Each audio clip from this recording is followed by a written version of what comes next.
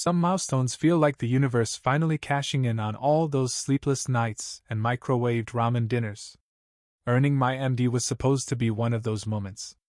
I'd pictured it 1,000 times. The big auditorium at the University of Chicago Medical Center, the faculty lined up in their regalia, my parents in the front row, grinning like they personally invented the concept of higher education. Instead, there I was, 24, wearing a polyester gown that clung to my knees like a needy toddler, scanning rows of strangers' faces for two people who never bothered to come. As my classmates posed for photos, I lingered by a potted fern, pretending to read the commencement program cover to cover. Some people cried happy tears. I was just trying not to look like the guy whose family RSVP'd. Hard pass. A few parents offered me sympathetic nods, the way you might nod to someone whose dog just died. My roommate's grandmother, Mrs. Dalton, came over and pressed the tissue into my hand. She smelled like menthol cough drops and unconditional support. "You did it, sweetheart," she said, giving my shoulder a squeeze. "That's what matters." I wanted to believe her. But as the auditorium emptied and the squeak of folding chairs echoed around me, all I could think was, how is it that everyone else's parents could show up for this, but mine couldn't even be bothered to fake it? I tried to give them the benefit of the doubt. Maybe their flight was delayed. Maybe there was a freak Midwestern blizzard in May. Maybe they'd lost their phones in some spontaneous act of divine intervention. I scrolled through my messages. Nothing from my mom.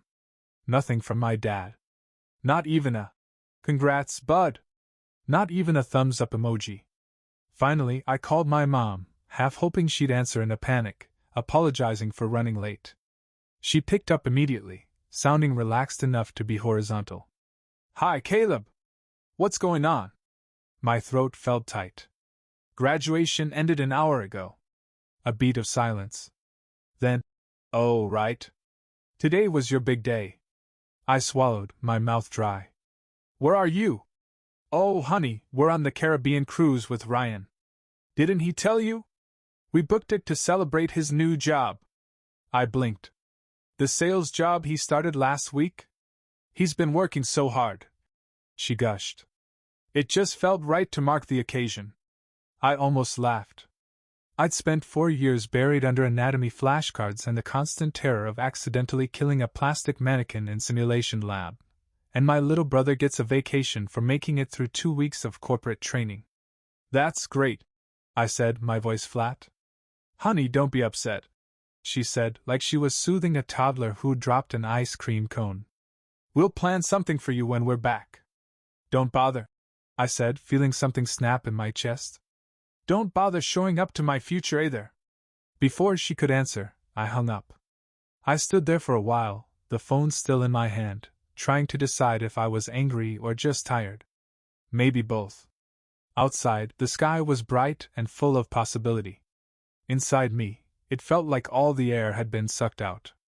I walked out of the auditorium alone, my diploma folder tucked under my arm, fighting the urge to drop it in the nearest trash can. On the steps, a woman with a camera asked if I wanted a professional photo. I almost said yes out of reflex, but what was the point? To commemorate the day, I realized I could achieve everything I'd ever dreamed of and still come in second to my brother's LinkedIn update. "No thanks," I muttered.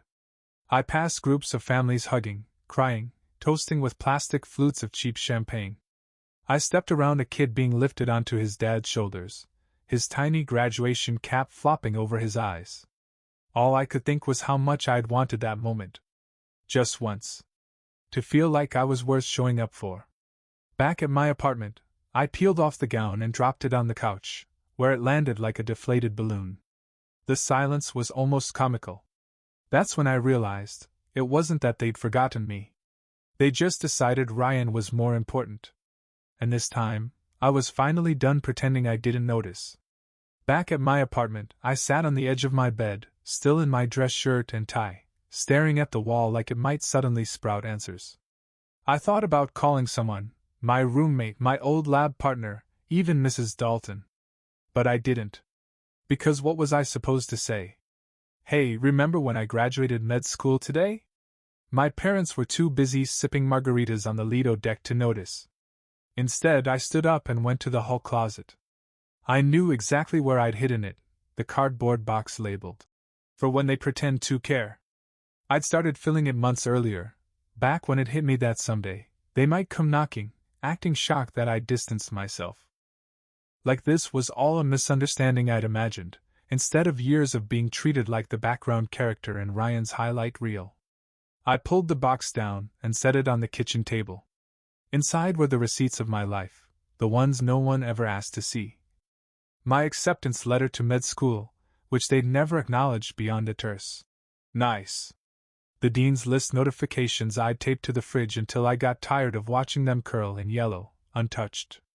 A stack of certificates: excellence in anatomy, top performer in emergency medicine rotation, leadership award. All the paper proof that I wasn't just doing fine. The offer letters from residency programs. The one I'd accepted, general surgery at Chicago Mercy, was on top. I'd printed it on heavy cardstock, the kind you save for wedding invitations, thinking maybe it would finally impress them. A handmade birthday card I'd sent them last year. It had a dumb cartoon heart on the front and a note inside that said, "I miss you." It came back unopened, marked "Return to sender." I stared at that card for a long time, my throat thick. I'd always assumed if I just achieved enough, they'd have no choice but to see me. But apparently, even an MD wasn't enough to compete with a Caribbean cruise and Ryan's sales job. On top of everything, I placed a single sheet of paper. I wrote the note slowly, each word deliberate, like I was carving it in stone. If you ever wonder why I stopped trying to earn your approval, read everything inside out loud. I sealed the box with packing tape. My hands were steady. My chest was not. Then I grabbed a Sharpie and wrote their address in big, block letters. I thought about adding ATN, the parents who forgot, but decided even I wasn't that petty yet. I carried it to the post office in the rain, and the lady behind the counter gave me the same look you'd give someone mailing a severed head. "Anything fragile, hazardous, or perishable?" she asked. "Only the last 24 years of my self-esteem," I said before I could stop myself. She blinked. Media mail it is." I walked home in wet dress shoes, feeling lighter than I'd felt in months. Not because I thought they'd actually read it. Not because I believed it would magically change anything. I did it because I was tired. Tired of pretending their absence didn't matter. Tired of acting like their approval was still worth chasing. When I got home, I set my diploma on the coffee table and stared at it for a while. It didn't look like a trophy. It looked like evidence. Evidence that I'd kept going, even when they weren't watching. And for once, it felt like that was enough. 2 weeks passed without a single text or call. I'd almost started to believe the box had vanished into a postal black hole, wedged somewhere between jury summons and Bed Bath and Beyond coupons. Then, on a Thursday evening, there was a knock on my door. 3 slow raps, like someone trying to seem casual while absolutely not being casual. I opened it and almost laughed. There stood my father, holding the box in both hands like it weighed 100 pounds. He looked older than I remembered, more gray in his hair, deeper lines around his mouth. Or maybe he'd always looked like that, and I'd just been too busy trying to impress him to notice. "Caleb," he said, voice low. I didn't invite him in. I just stepped aside and let him walk past me. He shuffled to the kitchen table and set the box down with a soft thud, like it might explode if he moved too fast. Neither of us spoke. He sat in the chair I always used when I studied late, where I'd read until dawn while the rest of the world slept. He looked around like he'd never been here before, which, to be fair, he hadn't. I crossed my arms. "Did you read it?" He swallowed. "Not yet." I nodded to the box. "Go ahead." His hands shook as he peeled the tape back. One by one, he pulled out the documents. The acceptance letter. The certificates. The residency offer. He laid them on the table in a neat, careful row. When he reached the birthday card, he hesitated. His thumb traced the edge of the envelope, and for a second, I wondered if he'd start crying. He didn't. He cleared his throat. "Caleb, why didn't you tell us you felt like this?" My laugh came out dry and hollow. "Tell you when exactly? In between Ryan's endless celebrations? Or the times you were too busy to pick up the phone because you were helping him get settled in his new apartment? He looked down at the table. We thought you were fine. You never asked for anything. I rubbed a hand over my face. I didn't ask because I was tired of hearing that my achievements were just expected. Like I was supposed to do all of this quietly, while Ryan got a damn parade for buying a used Camry. He winced. That's not fair. I raised an eyebrow. Isn't it? He didn't answer. For a long moment, the only sound was the refrigerator humming behind us. He looked like he wanted to shrink into the chair, disappear into the linoleum. I didn't know you felt overlooked, he said finally, voice raw. I stared at him, trying to figure out if he actually believed that. If he really thought I wouldn't notice the way they never came to my white coat ceremony, or my poster presentation, or any of the milestones they claimed were so important. You didn't know, I repeated slowly. Or you didn't care? He opened his mouth, then closed it again. I waited, arms crossed. He didn't answer. That was an answer all by itself. My father didn't move. He just sat there, staring at the papers lined up like an indictment. Maybe because that's what they were. You want to know when it started? I asked, my voice low. When I was 12 and won that statewide science competition. You remember that? He nodded, eyes fixed on the table. Yeah. You told me you were proud. For exactly 5 minutes. Then Ryan got a most improved certificate in Little League, and you canceled my celebratory dinner so we could take him to Applebee's. He closed his eyes, like if he didn't look at me, the memory might vanish. That was the first time, I said, but it wasn't the last. When I got the lead in the school play, Mom said she tried to make it to opening night. She never showed. But she was there for every one of Ryan's soccer games, even when he spent most of them on the bench. I didn't raise my voice. I didn't need to. Every word felt like it weighed a pound. When I got into med school, you said, "That's great, Caleb," and then asked if I could help Ryan with his resume. When I matched for residency, you didn't even call. But you had time to fly to Atlanta for Ryan's engagement party, where, by the way, you told everyone I was thinking about becoming a doctor, like I'd just started considering it. My father winced, his mouth pinched tight. And when I invited you both to my white coat ceremony? I shook my head. You texted me the morning of to say you'd forgotten there was a family commitment. You didn't even bother to lie about what it was, a backyard barbecue for Ryan's birthday. His shoulders slumped, as if all the oxygen had leaked out of him. I took a breath, trying to steady the ache in my chest. I used to tell myself it didn't matter. That as long as I kept going, kept achieving, eventually you'd have no choice but to see me. He looked up, his eyes glassy. Caleb. But you didn't. I cut in. You just kept assuming I was fine. That I didn't need anything. That I was built to be overlooked because I was the responsible one. He rubbed a hand over his face. We thought you didn't need us. I laughed, just once, sharp and bitter. That's the thing, Dad. Being good at something doesn't mean you don't want someone to be proud of you. He didn't speak. The refrigerator hummed behind us, filling the silence that had existed between us for years. You know what's funny? I said, gesturing to the pile of proof between us. You always told me to set an example for Ryan. Work harder. Be responsible. Do the right thing. But somehow, the only reward I ever got for following your advice was to be invisible. He shook his head slowly, like he could rewind decades if he just disagreed hard enough. You don't have to say anything, I added, my voice quieter. I didn't mail that box because I wanted an apology. I mailed it so you'd see exactly what you missed while you were busy cheering him on. His mouth opened and closed. His gaze drifted over the papers again. I didn't realize, he whispered finally, his voice ragged. I nodded once. That's the problem. And for the first time in my life, he didn't try to argue. He didn't move for a long time. Just sat there with his hand pressed over the birthday card like he thought maybe, if he concentrated hard enough, it would turn into something easier to look at. When he finally lifted his gaze, he pulled something from his jacket pocket, a crisp white envelope, already creased from being handled too many times. He pushed it across the table without meeting my eyes. I glanced at it warily, half expecting another awkward apology card or some clumsy attempt to wrap this up neatly. Instead, I recognized the letterhead right away: Chicago Mercy Hospital. I picked it up and scanned the first few lines. "Congratulations on your appointment as chief resident." The words blurred for a second. I blinked until they came back into focus. I set it down slowly. My heart felt like it had dropped somewhere near my shoes. "You got this?" I asked, my voice flatter than I meant. He nodded. "It came last week.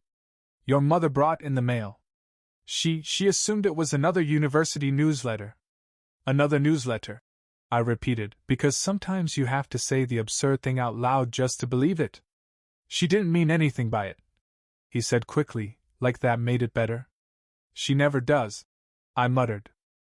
He shifted in his seat, looking anywhere but at me. "I opened it," he went on. I don't know what I thought. That maybe you'd call and tell us yourself." I swallowed hard. "I didn't call because I wanted to see if you'd find out on your own." He ran a hand over his face. For a second, I almost thought he was going to cry. "Chief resident," he said finally, his voice breaking a little. That's a big deal, isn't it?" I almost laughed. "Yeah, Dad. It's a big deal. It's the kind of thing people celebrate." His eyes were watery. I looked away, because I didn't want to feel sorry for him. I didn't want to let the guilt slip in and convince me this was all just a tragic misunderstanding. "I guess I just stopped trying to get your attention," I said. "At some point, it felt pathetic to keep hoping you'd notice." He didn't argue. He didn't tell me I was wrong. He just looked smaller than I'd ever seen him, like the truth had finally managed to crack something in him. "I thought you were okay," he whispered. "You always were. You were the one who never needed help." I pressed my palms flat on the table. "You know what? That's exactly it. You decided I was okay, so you stopped checking. You stopped showing up. You convinced yourself that ignoring me wasn't neglect, it was trust." He opened his mouth, then closed it. His jaw worked like he was trying to bite back words. "You know what's funny?" I went on, my voice shaking. "You always used to say Ryan would figure things out eventually. That he just needed time. But somehow, I was the one you expected to be an adult at 15. I was the one you never worried about, never asked about, never showed up for." His gaze dropped to the letter again. He picked it up like he needed proof it was real. "We were proud of you," he said finally, but it sounded like he was trying to convince himself more than me. "Yeah?" I asked. "Funny how you were always too busy to say it." A heavy silence settled between us. I could practically feel the years of resentment pushing up between us like weeds through a cracked sidewalk. He rubbed a thumb over the edge of the envelope. His voice was hoarse when he finally spoke. "What do you want me to do, Caleb?" he asked. "Tell me how to fix this." I looked at him, at the creases in his forehead, at the shoulders that had seemed so broad when I was a kid. "I don't know," I admitted. My throat felt tight. "Maybe there isn't a way to fix it." My father didn't move to leave. He just sat there, turning the chief resident letter over in his hands like he was hoping it might contain a set of instructions on how to be a better parent. I leaned back against the counter, arms crossed. I should have felt vindicated, maybe even triumphant. But all I felt was tired, like finally saying everything out loud had drained some reservoir I hadn't realized was finite. "You know," I said, "I used to think if I could just check enough boxes, you'd have to see me. I thought someday I'd do something so impressive you wouldn't have a choice." His eyes flicked up to mine, red-rimmed. "Caleb, you've always been impressive. Then why didn't you act like it?" He didn't answer.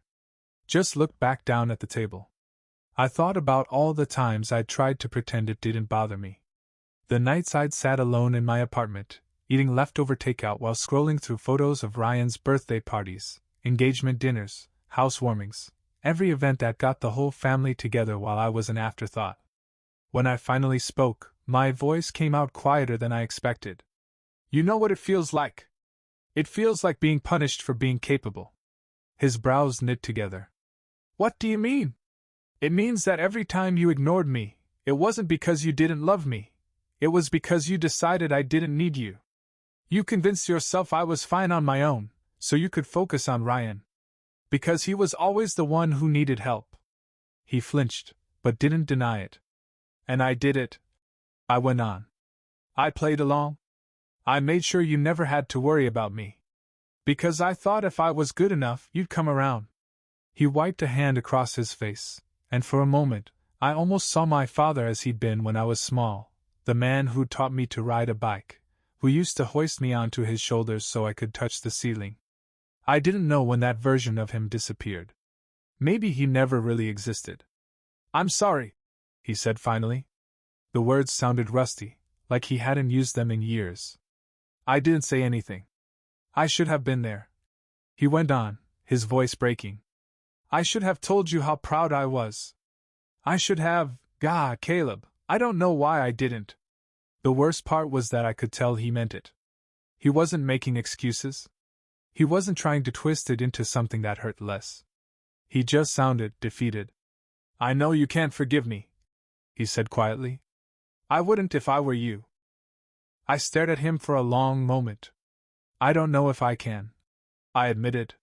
He nodded like he'd already expected that answer. Maybe he had. We sat there in silence, the box between us like a fence. I wish I could go back. He murmured, his thumb skimming over the edge of the envelope again. I wish I'd paid attention. I thought about how many times I'd wished the same thing. He looked up at me, his expression hollow. Your mother wants to see you, he said finally. She's been crying about this every night. That's interesting, I said, my voice cool. Considering she didn't even call. He winced. She doesn't know how to talk about it. Neither do I. I shook my head. I don't need a speech. I don't need you to explain. I just need you to understand how this feels. I do, he whispered. More than I ever thought I would. Good, I said. Then maybe we're finally on the same page. He sat back, exhaling like he'd been holding his breath for years. What now? He asked. I thought about it. About how easy it would be to pretend this conversation fixed everything. To let him leave thinking we were fine. But I was done pretending. I don't know, I said. I really don't. And for once, he didn't try to fill the silence with hollow reassurances. He just nodded, his shoulders sinking under the weight of everything we'd left unsaid for too long. My father didn't stay much longer. After a few more minutes of silence, he stood up, carefully gathered the papers back into the box, and tucked the chief resident letter into the pocket of his coat like he thought it might get lost again if he wasn't careful. I'll tell your mother you're all right, he said, voice rough. I'm not, I corrected him. But I'm better than I used to be. He nodded, looking like he didn't trust himself to say anything else without falling apart. And then he left, pulling the door closed behind him so gently you'd think it was made of glass. I didn't move right away. I stood in the kitchen with my arms folded tight, breathing in the heavy, post-confession quiet. The next morning, my phone buzzed just after 6 a.m. I almost didn't look, figured it was a pharmacy reminder or an automated call about my student loans. But when I finally picked it up, I saw my dad's name on the screen, along with a single-line text. Your mom wants to see you. She's sorry. Will you come home? I stared at it until the screen dimmed. 2 hours later, another message came. We'll understand if you say no. I set the phone down and went about my day. I saw my first patients.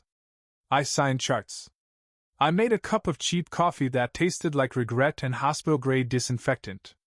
But that text hovered in the back of my mind like an unfinished sentence.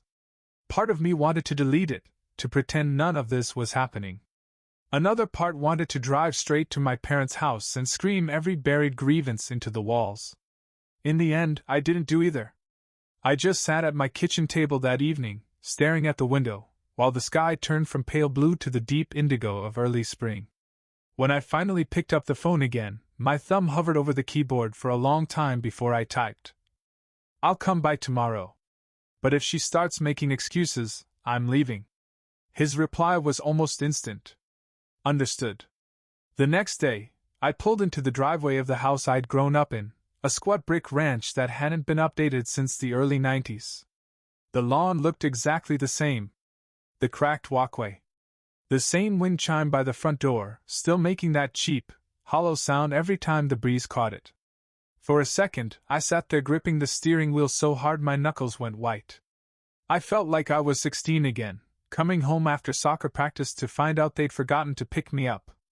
Like some part of me had frozen in that moment and never thawed out. I got out of the car. I knocked once and let myself in, because the door was still unlocked like it always had been. My mother was sitting in the living room. She looked smaller than I remembered, like the air had been let out of her. She was wearing a blue cardigan I bought her for Christmas 5 years ago, a detail I tried not to read into. "Caleb," she said softly. I didn't answer right away. I just stood there, waiting to see if she'd start with excuses. She didn't. "I'm sorry," she whispered, voice cracking. "I'm so sorry. I don't have any good explanation. I can't pretend I do." I swallowed. My throat felt raw. "Then don't." She nodded, her eyes brimming. "I chose your brother over you again and again. I told myself you didn't need me as much. That you were the strong one. That you'd be fine." I let out a shaky breath. "And you really believed that?" "I wanted to," she admitted. "Because it was easier. Because it meant I didn't have to feel guilty." It was the first honest thing she'd said to me in years. We sat there for a long moment, the silence filled with everything neither of us knew how to fix. "I don't expect you to forgive me," she said finally. "I wouldn't. But I had to tell you I'm sorry." I didn't know what to say. So I didn't say anything. She stood up, wiping her eyes. "Would you stay for dinner?" I shook my head. "Not today." She didn't look surprised. Just sat in that quiet, exhausted way people get when they realize there's no going back. But as I turned to leave, I paused at the doorway. "Maybe another time," I said. Her eyes closed like she was trying not to start crying again. "Okay," she whispered. I walked out into the cool evening air, feeling something I couldn't name yet. Not relief. Not closure. But maybe the beginning of it. Over the next few weeks, I waited for the guilt to turn into something I could use: anger, resolve, maybe even closure. But mostly, I just felt hollow, like I'd excavated some old wound and didn't know how to fill the space it left behind. I didn't reach out to them, and for a while, they didn't reach out to me either. I figured that was probably for the best. We'd said the important things, and anything else could wait. Then, one afternoon, my phone buzzed. A text from my mom. "We'd like to come to your white coat dinner, if you'll let us." I stared at it for a long time, thumb hovering over the keyboard. Part of me wanted to ignore it. Part of me wanted to say no, just to prove I could. But another part, the one that still wanted to believe people could change, typed back. "Okay. You can come." The night of the dinner, I almost expected them to bail again. But when I walked into the banquet hall, they were already there, sitting awkwardly at a round table near the back, dressed like they weren't sure how formal it was supposed to be. I stood there for a second, watching them. My dad twisting his wedding ring around his finger, my mom folding and refolding her napkin. Neither of them looked comfortable. And for the first time, I realized they were the ones who didn't know how to act. They were the ones out of place. It didn't erase everything, but it felt like something. After the ceremony, they came up to me together. My mother reached for my hand but didn't try to hold it when I didn't reach back. "You look so confident up there," she said, voice soft. "Like you've known who you are for a long time." I swallowed. "I have." My dad nodded, eyes a little glassy. "We're proud of you." It didn't land like a revelation. It just felt like a sentence, one that should have been said years ago. But I took it anyway. In the weeks that followed, they kept showing up. Not in grand gestures, just small, quiet ways. My mom texted once a week to ask about my schedule. My dad called to say he'd read an article about medical residents and thought of me. It wasn't enough to erase the past, but it was enough to make me consider the possibility of a future where we weren't strangers. Ryan, of course, called me dramatic when he found out I'd confronted them. He left a voicemail about how I was holding on to old stuff. And should. Just get over it. I blocked his number without a second thought. For the first time in my life, that decision didn't come with guilt. 3 months later, on the morning I started my residency, I woke up early. The sun wasn't even up yet, and the city outside my window was still quiet, like it was holding its breath. I put on my scrubs, tied my shoes, picked up my ID badge and clipped it to my chest. Then I stood there for a minute, looking at my reflection in the dark TV screen. I didn't feel like someone waiting for applause anymore. I didn't feel like a kid desperate for his parents to show up. I felt like a man who'd finally realized his worth wasn't something they got to decide. That was the best part of all. I walked out into the cool dawn air and headed to the hospital, feeling, for once, exactly where I was supposed to be.